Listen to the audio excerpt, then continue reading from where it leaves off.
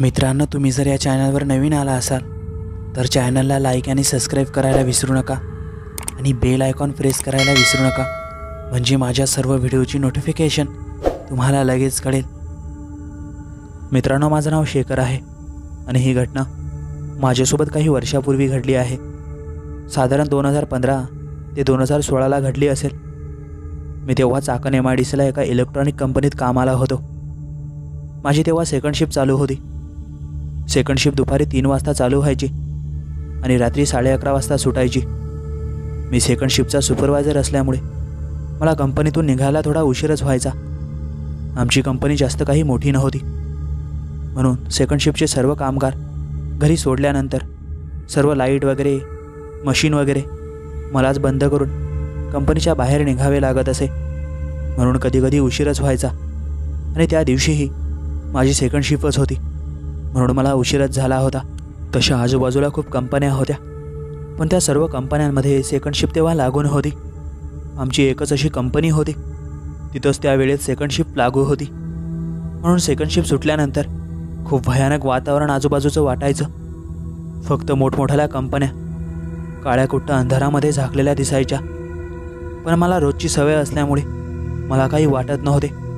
पण त्या दिवशी माझ्यासोबत आश्चर्यचकित करणारी घटना घडली।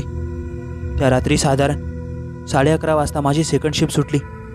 सर्व कामगार कंपनीच्या बाहेर निघाल्यानंतर मीही काही लाईट वगैरे बंद करून दररोजप्रमाणे काम आटपून कंपनीच्या बाहेर निघालो। समोरच पार्किंगमध्ये लावलेली माझी कार काढून मी निघालो। पूर्ण MIDC जणू झोपलेली असावी असं काहीसं वाटत होतं। काही अंतर पार केल्यानंतर एक छोटीशी चहा हॉटेल उघडी असायची। तिथं मी दररोज चहा प्यायचो आणि निघायचो। ते चहा टपरीवाले काका माझे चांगलेच ओळखीचे झाले होते। त्यांचं घर तिथंच त्यांच्याच टपरीजवळ असल्यामुळे ते खूप वेळपर्यंत त्यांची चहाची टपरी ते उघडी ठेवायचे। त्या दिवशी मी दररोजप्रमाणे तिथं थांबलो आणि चहा टपरीसमोरील बाकावर बसून चहा पीत बसलो। काही अवजाड वाहन कधीमध्ये येताना दिसत होती। त्या दिवशी त्या काकांचं मी शेवटचं ग्राहक असेल। त्या काकांनी लगेच त्यांची टपरी बंद केली आणि मला म्हणाले, बाळा, मी आज खूप दमलो, मी निघालो घरला, तू पण जा, वेळ खूप झालाय। मी त्या काकांना हसतच उत्तर देत म्हणालो, हो काका, मी पण निघतो। शिल्लक असलेला ग्लासमधील चहा मी पितच होतो तर एक टेम्पोवाला मला दुरून येताना त्या हायवेने दिसला। तो टेम्पोवाला मला जरा वेगळाच वाटत होता। तो ताड माझ्याकडेच बघत होता। टेम्पोच्या हँडलवर त्याने फक्त हात ठेवलेले होते, तरी त्याचा टेम्पो सरळ हायवेने व्यवस्थित चालत होता। हा काय प्रकार होता काही कळत नव्हतं। कदाचित तो टेम्पोवाला फुल पेलेला असावा, म्हणून तो तशी ड्रायव्हिंग करत असावा असा काहीसा विचार करत मीही माझी कार त्या टेम्पोच्या मागोमाग काढली। त्याची मजा घेत आपण घराला वेडा तर नाही ना, असे एडेचाळे करतोय असा काहीसा मी मनातच फुटफुटत होतो। त्याचा पुढं अपघातच होणार असा काहीसा विचार करत मी माझी कार तिथंच थांबवण्याचा निर्णय घेतला आणि मी हायवेच्या कडेला लगेच माझी कार थांबवली। आता तो टेम्पोवाला काहीसा माझ्या नजरेपलीकडे गेला। तो काही लांब गेला असेल तर एक भयानक आवाज माझ्या कानी आला, जणू तो टेम्पो पुढे असलेल्या वळणाच्या दरीमध्ये कोसळला असावा असा काहीसा तो आवाज होता। आता तो आवाज ऐकून माझं पूर्ण शरीर भीतीने थरथरू लागले। त्या टेम्पोवाल्याने त्याच्या हाताने त्याचा स्वतःचा जीव गमावला असा मी तोंडातच बडबडत होतो। आता त्या हायवेने पुढं निघण्याची माझी हिंमतच होत नव्हती आणि आता रात्रही खूप झाली होती। घरचे माझी वाट बघत असतील असे विचार माझ्या मनात सतत चालत होते। इथून निघणं गरजेचं आहे असा मनातच निर्णय घेऊन मी माझी कार घेऊन पुढं त्या हायवेने निघालो। तिथून काही लांब निघून आल्यावर मला तो टेम्पोवाला हायवेने समोर पुढं दिसत नव्हता।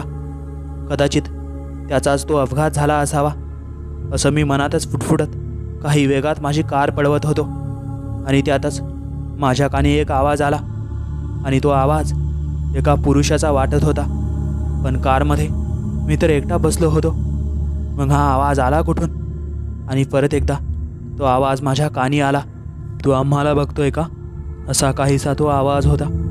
आणि आता हा आवाज ज्या गतीने माझ्या कानावर पडला होता, जणू तो आवाज माझ्याच कारमधून मागच्या सीटवरून आला असावा। आता तर कारमध्ये मागच्या सीटवर उलटून बघण्याची माझी हिंमतच होत नव्हती। माझे हातपाय आता थरथर कापू लागले होते. तरी मी पूर्ण हिंमत करून ड्रायव्हिंग करत होतो. आणि त्यातच एक वेगळाच आवाज आला. तू मला ओळखलंस का? अरे मागे बघ. तो असा काहीसा बोलत होता आणि तो सांगू लागला, मी तो टेम्पो ड्रायव्हरच. मी आणि माझी पत्नी आमचं काही घरचे सामान घेऊन जाताना या हायवेने त्या मागील वळणात माझे टेम्पोवरील नियंत्रण ढासळले होते. म्हणून मी आणि माझी पत्नी त्या दरीत टेम्पोसहित कोसळलो होतो.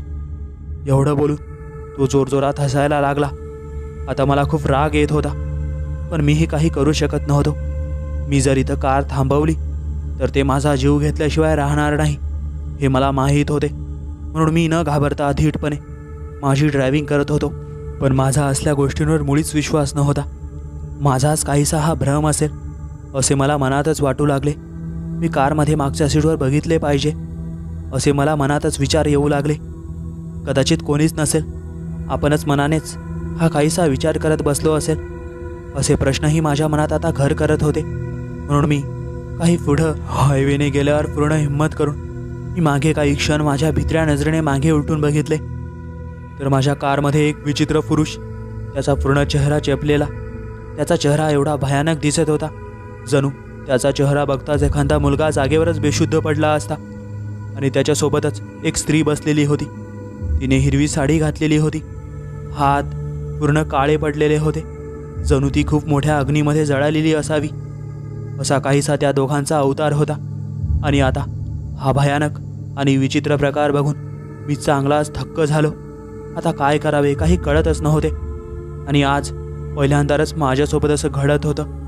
त्यामुळे या क्षणी या भुताटकीमधून बाहेर कसे पळावे काही कळतच नव्हते.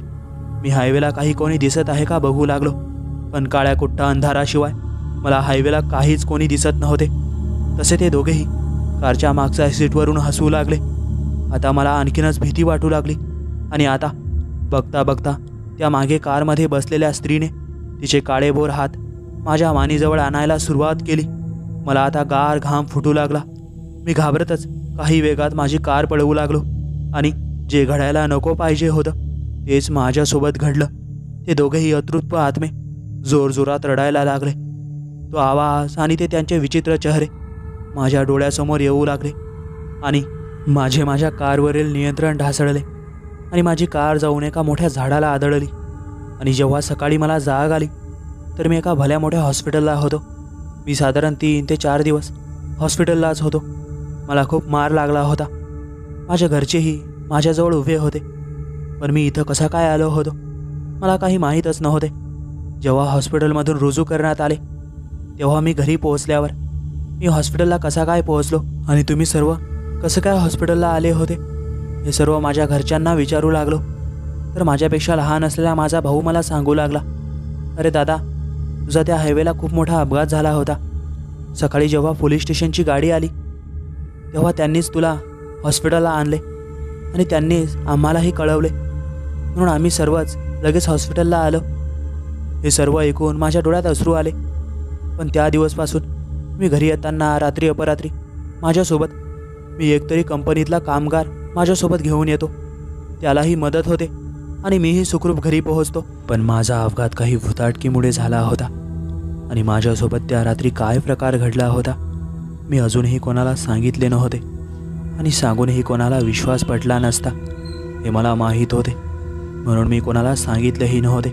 मित्रांनो, हा अनुभव तुम्हाला कसा वाटला नक्कीच कमेंट करून सांगा.